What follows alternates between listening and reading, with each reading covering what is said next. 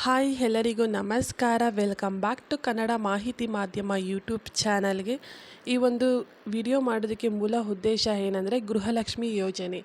ಈ ಯೋಜನೆಯಡಿಯಲ್ಲಿ ಮನೆಯ ಮುಖ್ಯಸ್ಥೆ ಯಾರು ಇರ್ತಾರೆ ಅವರ ಒಂದು ಅಕೌಂಟಿಗೆ BPL ಕಾರ್ಡ್, ಅದೇ ರೀತಿ ಅಂತ್ಯೋದಯ ಕಾರ್ಡ್, ಇವೆರಡು ಕಾರ್ಡ್ ಇರುವಂಥವರಿಗೆ ಮನೆಯ ಯಜಮಾನಿಗೆ 2,000 ಹಣನ ಹಾಕ್ತೇವೆ ಅಂತ ರಾಜ್ಯ ಸರ್ಕಾರ ಹೇಳಿತ್ತು. ಅದೇ ರೀತಿಯಾಗಿ ಹಾಕ್ತಾನೂ ಬಂದಿದೆ. ಈಗ ಕೆಲವರಿಗೆ ಗೃಹಲಕ್ಷ್ಮಿಯ ಹಣ ಯಾವುದೇ ರೀತಿಯ ಹಣ ನಮಗೆ ಬಂದೇ ಇಲ್ಲ, ಅದು ಈಗ ಆಲ್ರೆಡಿ 9ನೇ ಕಂತಿನ ಹಣನ ಏಪ್ರಿಲ್ 9ನೇ ತಾರೀಕಿಂದನ ಕ್ರೆಡಿಟ್ ಮಾಡ್ತಾ ಇದ್ದಾರೆ. ಆದರೆ ಯಾವುದೇ ರೀತಿಯಾದ ಹಣ ಬಂದಿಲ್ಲ. ಅದನ್ನು ಯಾವ ರೀತಿ ಏನು ಮಾಡಬೇಕು ಅಂದರೆ, ಈ ಒಂದು ಯೋಜನೆ ಬಂದು ಯಾರು ಟ್ಯಾಕ್ಸ್ ಪೇ ಮಾಡ್ತಾರೆ ಅಂಥವರಿಗೆ BPL ಕಾರ್ಡ್ ಇದ್ದೂ ಯಾರೆಲ್ಲ ಮನೆಯ ಒಂದು ಯಜಮಾನ ಆಗಿರ್ಬೋದು, ಅವರ ರೇಷನ್ ಕಾರ್ಡಲ್ಲಿ ಯಾರಾದರೂ ಇದ್ದರೆ ಈ ಒಂದು ಯೋಜನೆಯ ಸದುಪಯೋಗ ಪಡಿಸ್ಕೊಳ್ಳೋದಕ್ಕೆ ಆಗೋದಿಲ್ಲ. ಅದೇ ರೀತಿ APL ಕಾರ್ಡ್ ಇದ್ದವ್ರಿಗೂ ಈ ಒಂದು ಯೋಜನೆಯ ಸದುಪಯೋಗ ಪಡಿಸ್ಕೊಳ್ಳೋಕ್ಕೆ ಆಗೋದಿಲ್ಲ.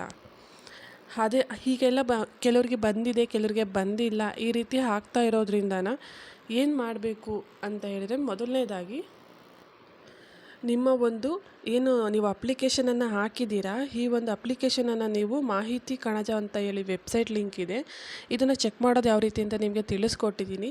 ಅಲ್ಲಿ ಈ ಥರ ನಿಮ್ಮ ಒಂದು ಅಪ್ಲೈ ಮಾಡಿರೋ ಡೇಟು ಹಾಗೆ ಸ್ಟೇಟಸ್ ಬಂದು ಅಪ್ರೂವ್ಡ್ ಅಂತ ಇರಬೇಕು.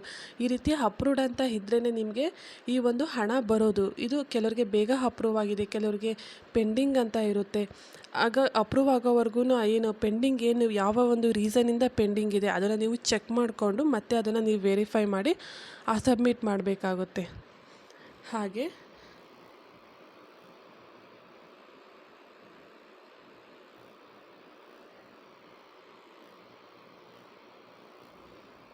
ಅದೇ ರೀತಿಯಾಗಿ ನೀವು DBT ಸ್ಟೇಟಸನ್ನು ನೀವು ಚೆಕ್ ಮಾಡ್ಕೋಬೋದು. ಈ ಒಂದು ಆಧಾರ್ ಕಾರ್ಡ್ ಹಾಕಿ ನಿಮ್ಮ ಒಂದು DBT ಸ್ಟೇಟಸ್ ಆ್ಯಕ್ಟಿವ್ ಅಂತ ಇದ್ರೇ ಮಾತ್ರ ನೀವು ಈ ಒಂದು ಯೋಜನೆಗೆ ನಿಮ್ಮ ಒಂದು ಹಣ ನಿಮ್ಮ ಅಕೌಂಟಿಗೆ ಬರೋದಕ್ಕೆ ಸಾಧ್ಯ ಆಗೋದು. ಅದೇ ರೀತಿಯಾಗಿ NPCI ಚೆಕ್, ಇದು ಮೇಯ್ನ್ ಆಗಿರುತ್ತೆ. ಕೆಲವ್ರಿಗೆ ಏನಾಗಿರುತ್ತೆ ಅಂತ ಹೇಳಿದ್ರೆ, ಅನ್ನಭಾಗ್ಯದ ಹಣ ಬರಬೇಕಾದ್ರೆ NPCI ಚೆಕ್ ಫೇಲ್ಯೂರ್ಡ್ ಅಂತ ಬರ್ತಾಯಿತ್ತು.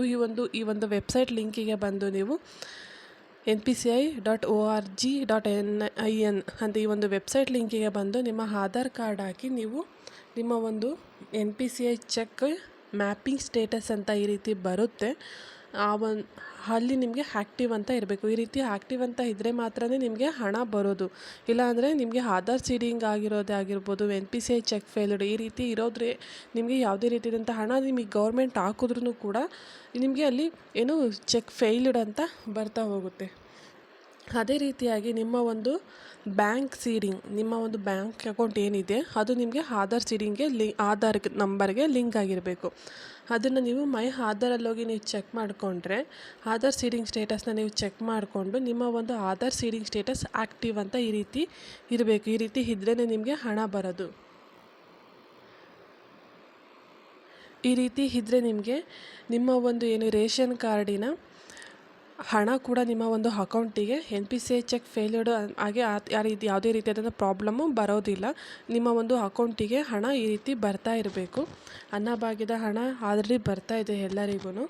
ಈ ರೀತಿ ಹಣ ಬಂದರೆ ಮಾತ್ರ ನಿಮಗೆ ಈ ಒಂದು ಇಷ್ಟೆಲ್ಲ ನಿಮ್ಮ ಡಾಕ್ಯುಮೆಂಟ್ಗಳು ಕರೆಕ್ಟಾಗಿದ್ದು ಎಲ್ಲ ಅಪ್ರೂವ್ಡ್ ಅಂತ ಇದ್ರೂ ನಮಗೆ ಹಣ ಬರ್ತಾ ಇಲ್ಲ.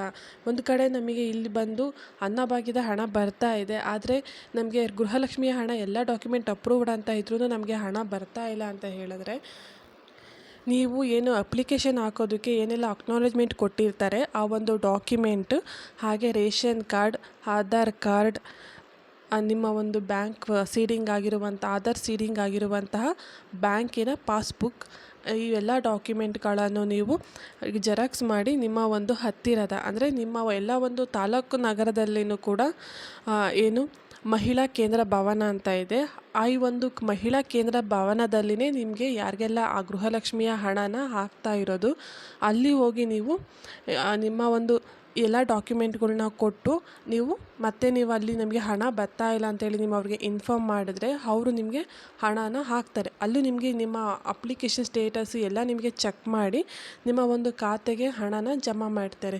ನೀವು ಮೊದಲೆಲ್ಲನ ನಿಮ್ಮ ಹತ್ತಿರದ ಅಂಗನವಾಡಿಗೆ ಹೋದ್ರೂ ಗ್ರಾಮೀಣ ಪ್ರದೇಶದಲ್ಲಿ ವಾಸಿಸ್ತಿರುವಂಥವರು ನಿಮ್ಮ ಅಂಗನವಾಡಿಗೆ ಹೋಗಿ ನಿಮ್ಮ ಎಲ್ಲ ಡಾಕ್ಯುಮೆಂಟ್ಗಳನ್ನು ಕೊಟ್ಟರೆ ನಿಮಗೆ ಬರುತ್ತೆ ಅಂತ ಮೊದಲೆಲ್ಲ ಹೇಳ್ತಾ ಇದ್ದರು. ಆ ರೀತಿಯೂ ಸಹ ಕೆಲವ್ರಿಗೆ ಬರ್ತಾ ಇದೆ. ಕೆಲವರು ಏನು ಕೊಟ್ಟಿದ್ದೀವಿ, ನಗರವಾಸಿಗಳು ಸಹ ಕೊಟ್ಟಿದ್ದೀವಿ, ಆದರೆ ಬರ್ತಾ ಇಲ್ಲ. ಈ ರೀತಿಯಾಗಿ ಕೆಲವೊಂದು ಮಾಹಿತಿಗಳು ಇರೋದ್ರಿಂದನೇ ನಿಮ್ಮ ಹಣ ಯಾರಿಗೆ ಬರ್ತಾ ಇಲ್ಲ ಅಂಥವರು ಈ ಒಂದು ಮಹಿಳಾ ಕೇಂದ್ರ ಭವನ ಎಲ್ಲ ಒಂದು ತಾಲೂಕಿನಲ್ಲಿನೂ ಇರುತ್ತೆ. ಅಲ್ಲೋಗಿ ಎಲ್ಲ ಡಾಕ್ಯುಮೆಂಟ್ಗಳನ್ನು ಕೊಟ್ಟು ನಿಮ್ಮ ಒಂದು ಅಪ್ಲಿಕೇಶನ್ ಏನಿದೆ, ಯಾವುದರಿಂದ ಬರ್ತಾ ಇಲ್ಲ ಅವರು ನಿಮಗೆ ಚೆಕ್ ಮಾಡಿ ತಿಳಿಸ್ಕೊಡ್ತಾರೆ. ನಿಮಗೆ ಯಾಕೆ ಬರ್ತಾ ಇಲ್ಲ, ನೀವು ಅಪ್ಲಿಕೇಶನ್ ಏನಾದರೂ ರಾಂಗಲ್ಲಿ ಹಾಕಿದ್ದೀರಾ, ಇಲ್ಲ ನಿಮ್ಮ NPCI ಚೆಕ್ ಏನಾದರೂ ಫೇಲ್ಡ್ ಅಂತ ಇದೆಯಾ, ಮ್ಯಾಪ್ ಆಗಿಲ್ವಾ, ಈ ರೀತಿಯಾಗಿ ನಿಮಗೆ ಇನ್ಫಾರ್ಮೇಷನನ್ನು ಕೊಡ್ತಾರೆ. ಹಾಗೆ ನಿಮ್ಮ ಎಲ್ಲ ಡಾಕ್ಯುಮೆಂಟಿರೋ ಕರೆಕ್ಟಾಗಿದ್ದರೆ ನಿಮಗೆ ನೆಕ್ಸ್ಟ್ ನೀವು ಏನೆಲ್ಲ ಡಾಕ್ಯುಮೆಂಟನ್ನು ಕೊಟ್ಟಿದ್ದ ಒಂದು ವಾರದಲ್ಲೇ ನಿಮ್ಮ ಒಂದು ಖಾತೆಗೆ ಹಣನ ಜಮಾ ಮಾಡ್ತಾರೆ. ಈ ರೀತಿಯಾಗಿ ನಿಮ್ಮ ಒಂದು ಹಣನ ನೀವು ಪಡ್ಕೋಬೋದಾಗಿದೆ. ಯಾರೆಲ್ಲ ಗೃಹಲಕ್ಷ್ಮಿಯ ಹಣ ಇನ್ನೂ ಬಂದಿಲ್ಲ ಅಂದರೆ ಮೊದಲನೇ ಕಂತಿನಿಂದ 9ನೇ ಕಂತಿನವರೆಗೂ ಯಾವುದೇ ಹಣ ಬಂದಿಲ್ಲ ಅನ್ನೋರು ಈ ರೀತಿ ಮಾಡಿದ್ರೆ ನಿಮ್ಮ ಒಂದು ಖಾತೆಗೆ ಹಣ ಬರುತ್ತೆ.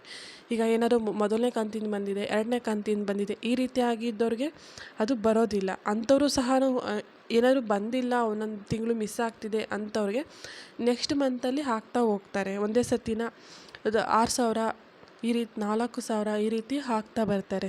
ಹಂಗೂ ಏನಾದರೂ ನಿಮಗೆ 3 ಕಂತು ಬಂದಿದೆ, ಎಲ್ಲ ಕಂತು ಬಂದಿಲ್ಲ ಅನ್ನೋರು ಈ ಒಂದು ಆಫೀಸಿಗೆ ಹೋಗಿ ನೀವು ಚೆಕ್ ಮಾಡಿಸಿದ್ರೆ ನಿಮಗೆ ಹಣ ನಿಮ್ಮ ಖಾತೆಗೆ ಜಮಾ ಆಗುತ್ತೆ. ಈ ರೀತಿಯಾಗಿ ನಿಮ್ಮ ಒಂದು ಗೃಹಲಕ್ಷ್ಮಿ ಯೋಜನೆಯ ಹಣ ಯಾಕೆ ಬರ್ತಾ ಇಲ್ಲ ಅನ್ನೋದು, ಹಣ ಎಲ್ಲಿಂದ ಬರುತ್ತೆ, ಯಾರು ವೆರಿಫೈ ಮಾಡ್ತಾರೆ ಅನ್ನೋದು ನಾನು ಈ ವಿಡಿಯೋದಲ್ಲಿ ನಿಮಗೆ ತಿಳಿಸ್ಕೊಟ್ಟಿದ್ದೀನಿ. ಈ ಒಂದು ಮಾಹಿತಿ ನಿಮಗೆ ಇಷ್ಟ ಆದರೆ ಈ ವಿಡಿಯೋ ಲೈಕ್ ಮಾಡಿ, ಶೇರ್ ಮಾಡಿ, ಕಮೆಂಟ್ ಮಾಡಿ. ಹಾಗೆ ನನ್ನ ಯೂಟ್ಯೂಬ್ ಚಾನಲ್ ಸಬ್ಸ್ಕ್ರೈಬ್ ಮಾಡಿ. Thank you for watching my YouTube channel.